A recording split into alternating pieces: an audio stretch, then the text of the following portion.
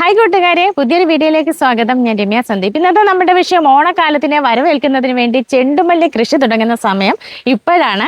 ഇപ്പോൾ നട്ടെങ്കിൽ മാത്രമേ നമുക്ക് ഓണത്തിനൊക്കെ പൂക്കൾ എടുക്കാനായിട്ട് സാധിക്കത്തുള്ളൂ. ഓണത്തിന് ഒരു ഒരാഴ്ച മുമ്പ് തൊട്ട് നമുക്ക് പൂക്കൾ എടുക്കാനായിട്ട് സാധിക്കത്തുള്ളൂ. അപ്പോൾ ആ ചെണ്ടുമല്ലി നടുന്ന രീതി എങ്ങനെയാണെന്ന് നമ്മളിവിടെ ഗ്രോ ബാഗിലാണ് നടുന്നത്. ഇവിടെ ഗ്രോ ബാഗിലെല്ലാം നമ്മൾ റെഡിയാക്കി വെച്ചിട്ടുണ്ട്.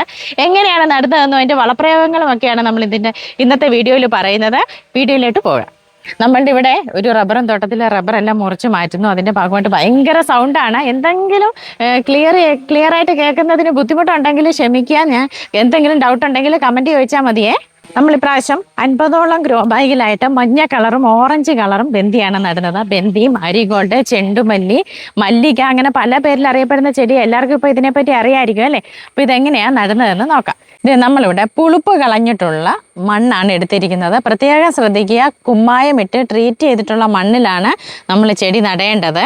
അതിനുശേഷം ഇത് എല്ലുപൊടിയും വേപ്പും പിണ്ണാക്കും കൂടെ അരപ്പിടി വീതം ഇട്ട് കൊടുത്തിട്ടുണ്ട്. ഇനിയും നമ്മൾ ഇതിനകത്തോട്ട് ചാണകപ്പൊടിയാണ് കൊടുക്കുന്നത്.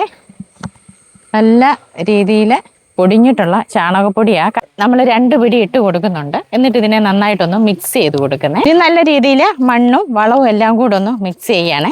നമ്മൾ നേരത്തെ കൃഷിക്ക് എടുത്തിട്ടുള്ള ഗ്രോ ബാഗ് തന്നെയാണ് ഇപ്പോഴും ഉപയോഗിക്കുന്നത്. അതുകൊണ്ട് തന്നെ സൂക്ഷിച്ചൊക്കെയാണ് കുത്തി ഇളക്കുന്നത്, പൊട്ടിപ്പോവാതെ. ഇനി നമുക്ക് തൈ മാറ്റി നടാം. അതിന് വേണ്ടിയിട്ട് നടുക്കായിട്ടൊരു കുഴി എടുത്തു. അതെ, നമ്മൾ ഇതിൻ്റെ വേര് പൊട്ടിപ്പോവാതെ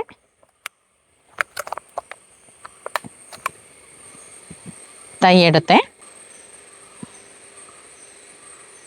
ഇത് നടുമ്പോൾ നമ്മൾ മാക്സിമം താത്ത് നടണം. ഈ സൈഡിൽ കൂടെ ഇതിൻ്റെ ഹെയർ പോലെ കാണുന്നുണ്ടല്ലോ, ഇതെല്ലാം വേരാ. അപ്പം മാക്സിമം താത്ത് നടുകയാണെങ്കിൽ ചെടി അത്രയും ഉറപ്പോടെ കൂടി തന്നെ നിൽക്കുവേ. മഴയും കാറ്റും ഒക്കെ ഉള്ള സ്ഥലങ്ങളാണെന്നുണ്ടെങ്കിൽ ചെറിയ രീതിയിൽ ഒരു കമ്പൊക്കെ കുത്തി സപ്പോർട്ട് ചെയ്ത് കൊടുക്കണം. ഇപ്പം നമ്മൾ ഈ ഗ്രോ ബാഗിൽ ഒരു പകുതി ഭാഗത്തോളവേ മണ്ണെടുത്തിട്ടുള്ളൂ. കണ്ടോ, പകുതി ഭാഗം മാത്രം മണ്ണെടുത്തും വളം മിക്സ് ചെയ്തുമാണ് ഇപ്പം നട്ടിരിക്കുന്നത്. ഓരോ പ്രാവശ്യവും വളം കൊടുത്തതിന് ശേഷം കുറേശ്ശെ മണ്ണ് ഇട്ട് കൊടുത്തിട്ട് വേണം ഇതിനെ വളർത്തിക്കൊണ്ട് വരാനായിട്ട്. ഇതിന് മേലോട്ട് വേര് തെളിഞ്ഞുകൊണ്ടേയിരിക്കും. അതിനനുസരിച്ച് നമ്മൾ മണ്ണ് കൂട്ടി കൊടുക്കണം. ഇപ്പം ഈ ഗ്രോ ബാഗ് ഇങ്ങനെ വെക്കുമ്പോൾ 2 കാര്യങ്ങൾ ശ്രദ്ധിക്കുക.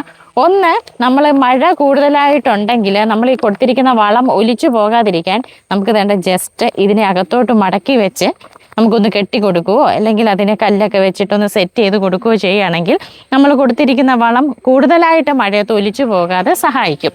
അടിവളമായിട്ട് ചാണകപ്പൊടി, എല്ലുപൊടി, വേപ്പിൻ പിണ്ണാക്കും കൂടെ പുളിപ്പ് കളഞ്ഞിട്ടുള്ള മണ്ണിൽ നമ്മൾ കൊടുത്തിട്ടാണ് ബന്ദിത്തൈ നമ്മളിപ്പോൾ നട്ടിട്ടുള്ളത്.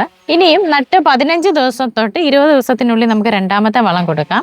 അപ്പോൾ ഇതുപോലെ ജൈവവളമാണ് കൊടുക്കുന്നതെങ്കിൽ ചാണകപ്പൊടിയും വേപ്പിൻ പിണ്ണാക്കും കൂടെ മിക്സ് ചെയ്ത് ഇതിൻ്റെ സൈഡിൽ വേരിൽ തട്ടാതെ കുറച്ച് മാറ്റിയിട്ടതിന് ശേഷം വളമിട്ടിട്ട് പുറത്ത് മണ്ണിട്ട് കൊടുക്കുക. അതേസമയം രാസവളമാണ് കൊടുക്കുന്നതെങ്കിൽ യൂറിയ കൊടുക്കാം. വളരെ കുറഞ്ഞ അളവിലേ കൊടുക്കാവുള്ളൂ. ഒരുപാടായി പോകരുത്, തണ്ടിൽ മുട്ടരുത്, ചെടി കരിഞ്ഞു പോകും. പിന്നെ നമുക്ക് 25 ദിവസം തൊട്ട് 30 ദിവസം ആകുമ്പോൾ അടുത്ത വളം കൊടുക്കാം. അന്നേരം നമ്മൾ നിർബന്ധമായിട്ടും പൊട്ടാസ്യം അടങ്ങിയിട്ടുള്ള വളം കൊടുക്കണം. പൊട്ടാഷ് കൊടുക്കുക അന്നേരം. ഇപ്പോൾ ചെടികളായതുകൊണ്ട് തന്നെ അന്നേരം ജൈവവളം കൊടുക്കണമെന്നില്ല. ഒന്നുകിൽ NPK സ്പ്രേ ചെയ്ത് കൊടുക്കുക. NPK 19 നമുക്ക് 4 ഗ്രാം 1 ലിറ്റർ വെള്ളത്തിൽ മിക്സ് ചെയ്ത് സ്പ്രേ ചെയ്ത് കൊടുക്കാം. ചുവട്ടിൽ ഒഴിച്ചു കൊടുക്കാം. അതല്ല, പൊട്ടാഷ് വാങ്ങിക്കാൻ കിട്ടും. അന്നേരം നമുക്ക് പൊട്ടാഷ് ഡയറക്റ്റ് വാങ്ങിച്ച് ഇതിൻ്റെ ചുവട്ടിൽ നിന്ന് മാറ്റിയിട്ട് 2 ഗ്രാം വീതം ഇട്ട് കൊടുക്കാം. മണ്ണിൽ ഇട്ട് കൊടുക്കുന്ന ടൈപ്പ് പൊട്ടാഷും വാങ്ങിച്ച് നമുക്ക് ഇട്ട് കൊടുക്കാം.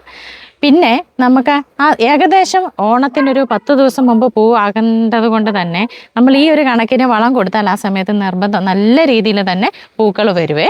പിന്നെ നമ്മൾ അടുത്തതായിട്ട് ചെയ്യാനുള്ളത്, ഇപ്പോൾ ഇതൊരു 8 ഇല പരുവമായിട്ടുണ്ട്. ഒരു 10 ഇല തൊട്ട് ഒരു 15 ഇല പരുവമാകുമ്പോഴത്തേന് ഈ മുകളിൽ നിന്ന് ഒരു 2 ഇല പരുവത്തിനുള്ള ഇല വെച്ച് നമ്മൾ നുള്ളി മാറ്റണം. എങ്കിൽ മാത്രമേ ഒരുപാട് ശിഖരങ്ങൾ പൊട്ടത്തുള്ളൂ. ആ ശിഖരങ്ങളിൽ നിറച്ച് പിന്നെയും ശിഖരങ്ങളാകാൻ വേണ്ടി അതിൻ്റെയും തലപ്പ് നുള്ളി കൊടുക്കാം. അങ്ങനെ നമുക്ക് ഒരു വലിയ ചെടിയായിട്ട് ഒരുപാട് പൂക്കൾ കിട്ടുവേ. ഈ നുള്ളിക്കളയുന്ന തലപ്പെടുത്ത് നമുക്ക് മാറ്റി നടുകയാണെങ്കിൽ പുതിയ തൈയായിട്ട് കിട്ടുകയും ചെയ്യും.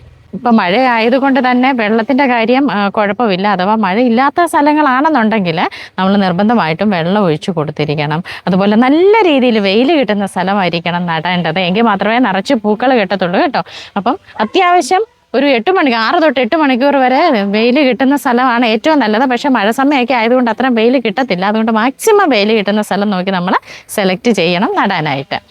പിന്നെ ഇതാണ് ഇതിൻ്റെ വളപ്രയോഗങ്ങളും രീതിയുമൊക്കെ. അപ്പോൾ എന്തെങ്കിലും സംശയം ഉണ്ടെങ്കിൽ മെസ്സേജ് ചെയ്യുക. ഇന്നത്തെ വീഡിയോ നിങ്ങൾക്ക് എല്ലാവർക്കും ഉപകാരപ്രദമായെന്ന് വിശ്വസിക്കുന്നു. മറ്റൊരു വീഡിയോയുമായി വീണ്ടും കാണാം. നന്ദി.